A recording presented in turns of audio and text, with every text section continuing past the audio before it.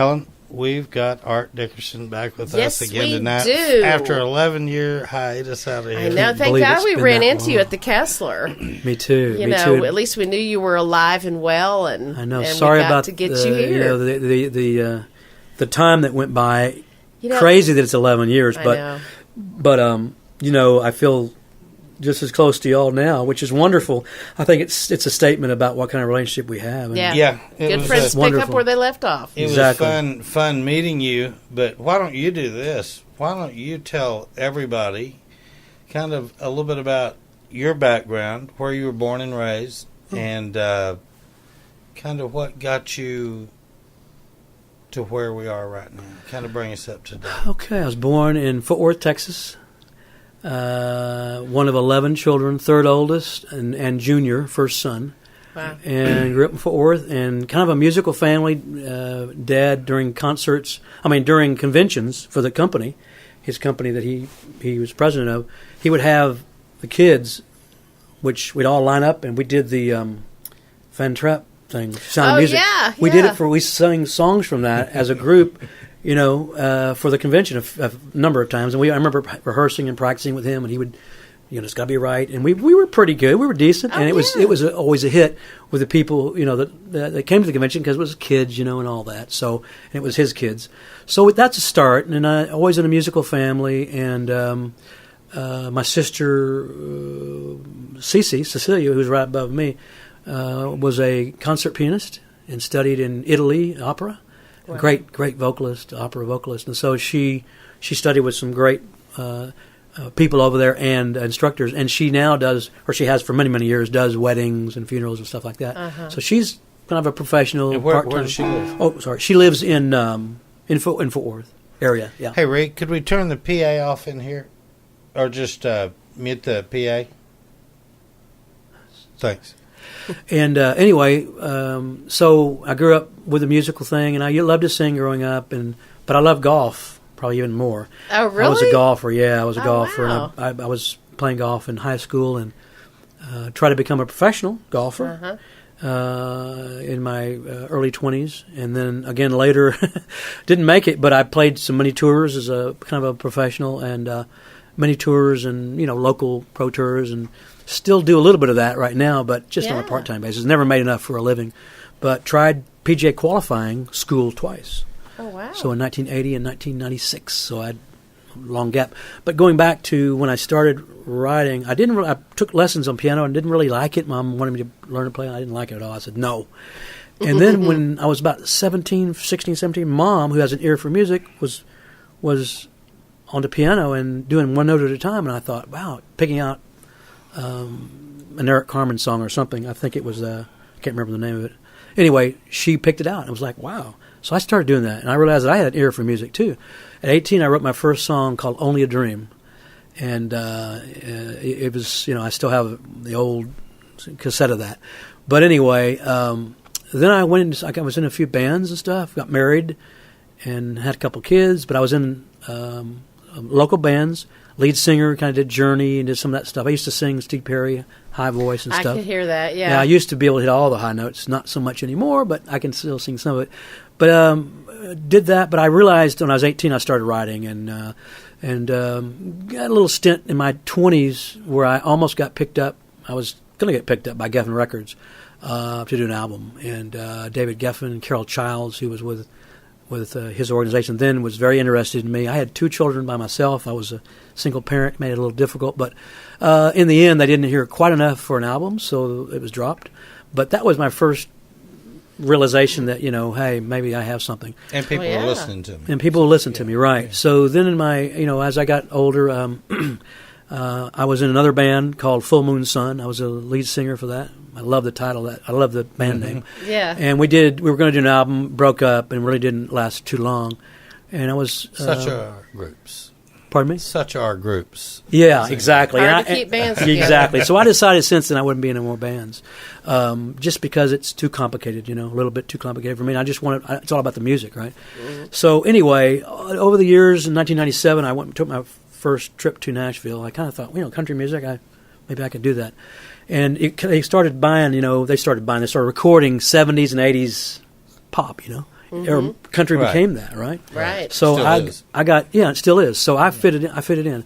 And so I went there, recorded, played Bluebird, played a lot of different places there, and made a lot of friends, met a lot of great contacts. As a songwriter, too. As a songwriter, more than anything, a songwriter. But I recorded there and performed there and got to perform at Bluebird Cafe many times and enjoyed it there. And Douglas Corner and a lot of different places. The old Hall of Fame where one day, we were there and the manager said, it's time to play. As we played, got finished. My songs, I had 3 or 4 songs, got off the stage, and all of a sudden Neil Young walks in, who was a friend of his, and just later on did a set. It was like, wow. So that was kind of cool.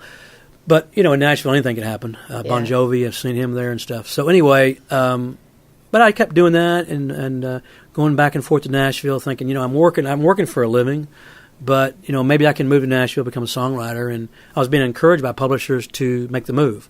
But it was real hard to ever make the move when I had a family here, all my family, and my work was here, and Yeah, it's hard when you have to support a family, and nothing's guaranteed in Nashville, so you want that for sure income coming in. So I understand where you are. Well, maybe sooner or later, you'll be old enough to retire and collect your Social Security, and then you can go on the road. And exactly. Art and I talked about this afternoon too.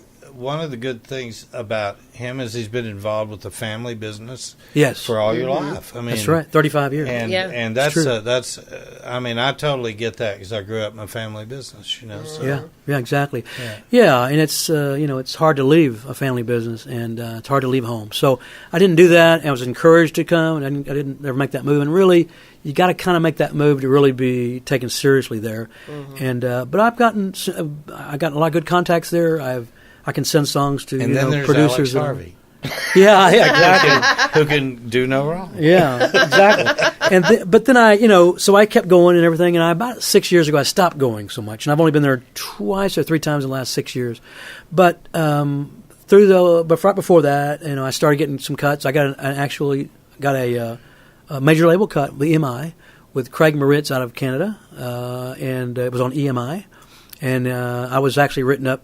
Luckily, with Nashville Songwriters Association as kind of success. This song was co-written or rewritten like 4 times, and it ended up John Ems, who wrote "She's in Love with a Boy," ended up coming in as a writer on the song and kind of brought it what it needed, I guess. At the third or fourth rewrite, it worked, and we've had 2 cuts, getting ready to go to the third cut on that. But the first one was Craig Moritz, and he did a great job on it. And then we've had Brian Fontenay out of Louisiana and Texas, that did it a couple of years ago, and so last year or year before. So anyway, I've had cuts. I had another cut with Josh Housewright, did my song, and a couple of years ago. So I've had some cuts, but am I going to make a living at that? No.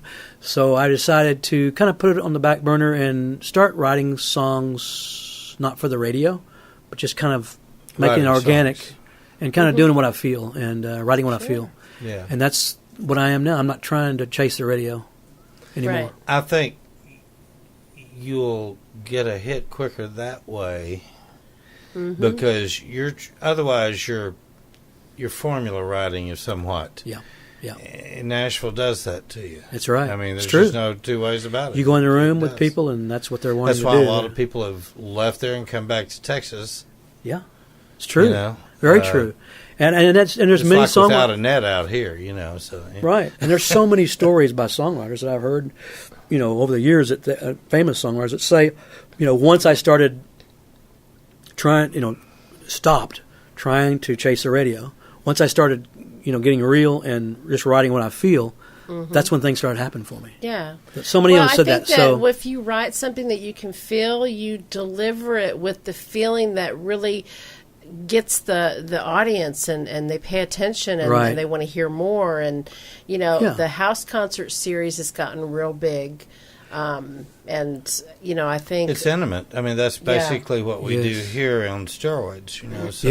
Yeah. And it's like instead of trying to think about what Luke Bryan might be looking for, you're just writing what you feel. And that and if it somehow happens to fit, then you say, hey, I may have something here. Yeah. You know? And so I'm doing it for the right reason now, and that is I'm doing it for the music and to affect people.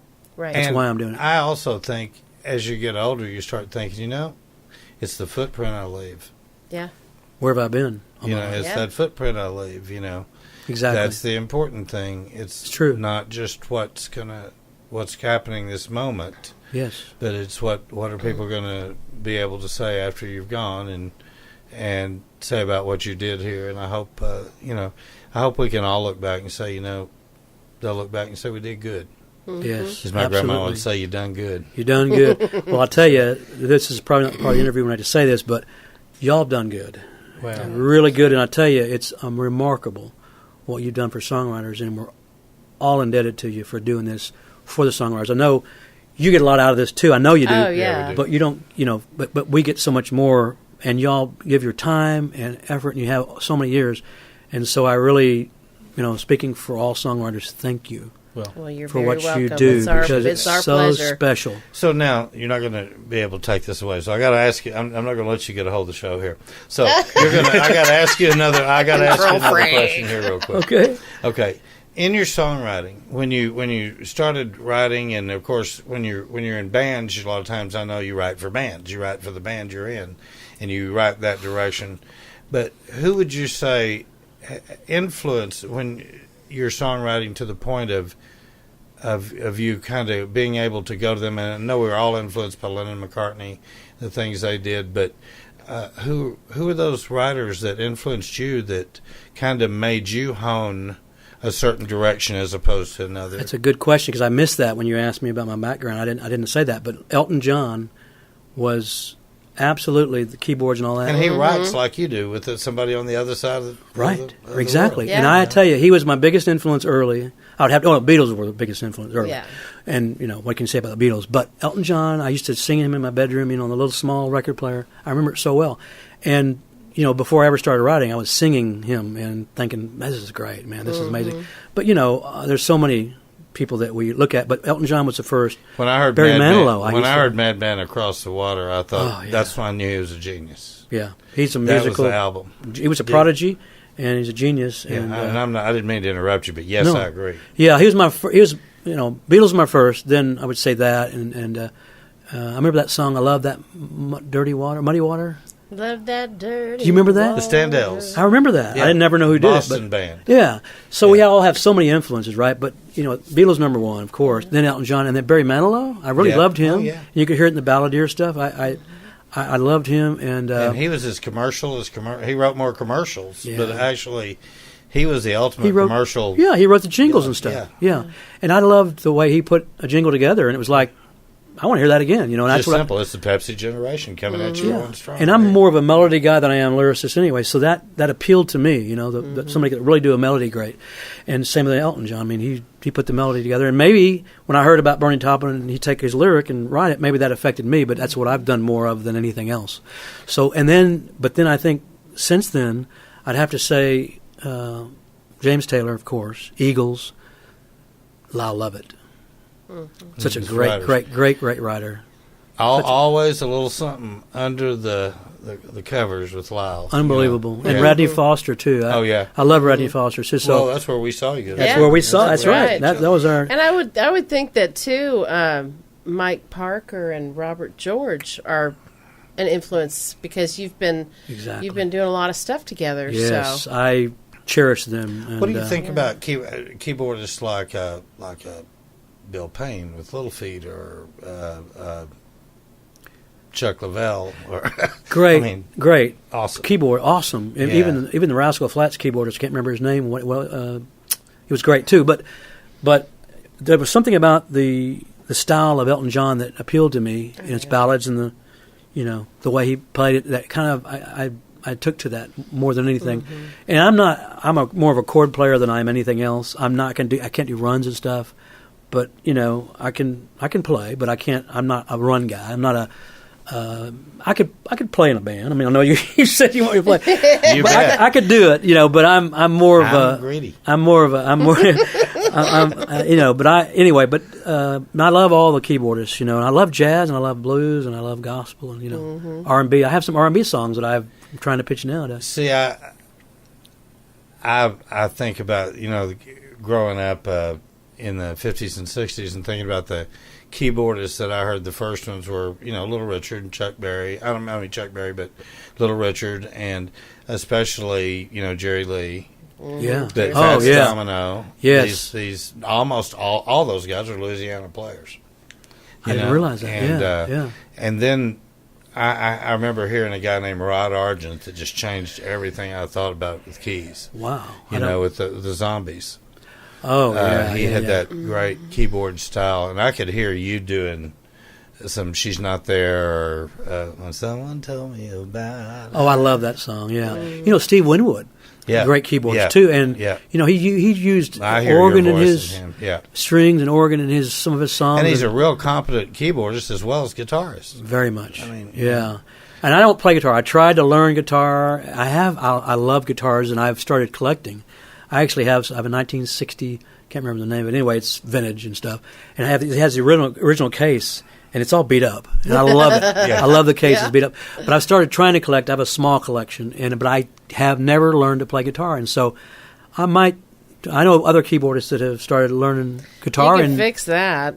I may have to do that. I may have to come to you for lessons. But I don't know about lessons, but I could give you some pointers. Yeah, because there's some songs, including "Work for Beer," which I've had. That's the one I'm talking about.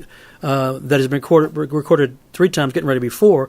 That's a great, fun song. I'd love to be able to play it, but it's not really a keyboard song. Right. There's probably about 5 or 6 like that I can think of right off the top that I can't play on the keyboards. It just doesn't sound as good. Right. Yeah. Well, I'm sure you could pick up. You know enough about music to where you could pick up the chords enough to do a few songs, and then let it work until we're kind of approaching the mandolin like that, I'm trying to learn the mandolin a little bit. And it doesn't seem real difficult to learn to play a few songs, to where you can get started in it. Yeah. Mastering it's a different ballgame, but I love mandolin. I do too. Well, man, it's been so good having you here. It's been wonderful. Thank you so much. And we're not going to let this much time pass again. No. We're going to let a lot less time pass. Not at all. In fact, I hope I get to see you the next couple of weeks. I would love that. Let's do it. Either I'll drive to Fort Worth to see you. So if I have to, we'll just meet down at Plus C. How about? Oh, it's a barbecue thing. That's what it is. If it's barbecue or He's steak, trying I'll to make be there. you feel good, and he wants to go to his favorite barbecue joint. That's what it is. I'll do it. That'd be a great place to meet. Can't miss Fort Worth that. is sounding better and better. Yeah, we got a couple of really good guys. Railhead, we got Angelo's. He loves and I the would go Railhead. either one of those. Now, have you been to Cooper's? Yes, good. Over on Main, near Main, right there. Or we could meet McKinney. It's good. Yeah, we could quit messing around and meet McKinney at Hutchins and just have the real deal. Yeah, okay, that's a deal. Roy, you owe me one. Okay, it's getting deep now. Beautiful. Well, again, thank you so much for giving us your evening and entertaining us and everybody else that got to watch you. And we look forward to you coming back real soon. Oh, thank you so much for having me, and I look forward to it again. It's been great. Art Dickerson. In the music room. Thank you.